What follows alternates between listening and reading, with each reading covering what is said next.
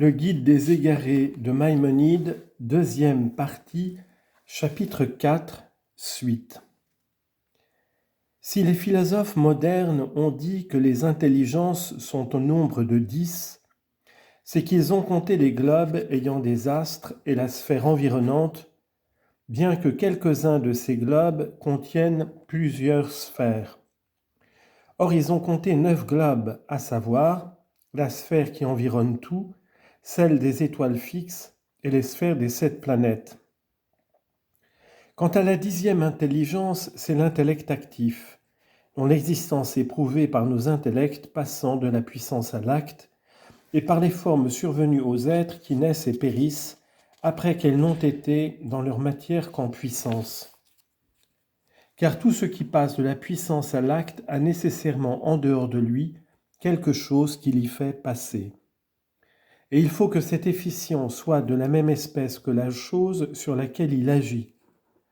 En effet, le menuisier ne fait pas le coffre parce qu'il est artisan, mais parce qu'il a dans son esprit la forme du coffre, et c'est la forme du coffre dans l'esprit du menuisier qui a fait passer à l'acte et survenir au bois la forme objective du coffre. De même, sans aucun doute, ce qui donne la forme est une forme séparée, et ce qui donne l'existence à un intellect est un intellect, à savoir l'intellect actif, de sorte que l'intellect actif est aux éléments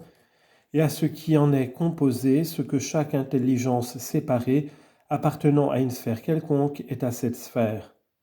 et que le rôle de l'intellect en acte existant en nous, lequel est émané de l'intellect actif et par lequel nous percevons ce dernier, est le même que celui de l'intellect existant dans chaque sphère, lequel est émané de l'intelligence séparée,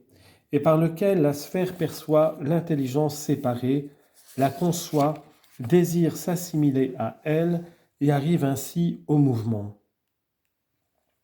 Il s'ensuit aussi pour lui ce qui déjà a été démontré, à savoir que Dieu ne fait pas les choses par contact.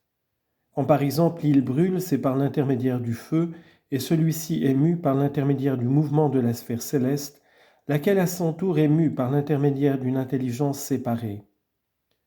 Les intelligences sont donc les anges qui approchent de Dieu et par l'intermédiaire desquels les sphères sont mises en mouvement. Or, comme les intelligences séparées ne sont pas susceptibles d'être nombrées sous le rapport de la diversité de leurs essences, car elles sont incorporelles, il s'ensuit que, d'après Aristote, c'est Dieu qui a produit la première intelligence, laquelle met en mouvement la première sphère de la manière que nous avons exposée. L'intelligence qui met en mouvement la deuxième sphère n'a pour cause et pour principe que la première intelligence, et ainsi de suite. De sorte que l'intelligence qui met en mouvement la sphère voisine de nous est la cause et le principe de l'intellect actif. Celui-ci est la dernière des intelligences séparées, de même que les corps aussi, commençant par les sphères supérieures, finissent par les éléments et par ce qui se compose de ceux-ci. On ne saurait admettre que l'intelligence qui met en mouvement la sphère supérieure soit elle-même l'être nécessaire absolu, car comme elle a une chose de commun avec les autres intelligences, à savoir la mise en mouvement des corps respectifs, et que toutes elles se distinguent les unes des autres par une autre chose, chacune des 10 est composée de 2 choses, et par conséquent, il faut qu'il y ait une cause première pour le tout. Telles sont les paroles d'Aristote et son opinion. Ces preuves sur ces choses ont été exposées autant qu'elles peuvent l'être dans les livres de ses successeurs. Ce qui résulte de toutes ces paroles, c'est que toutes les sphères célestes sont des corps vivants,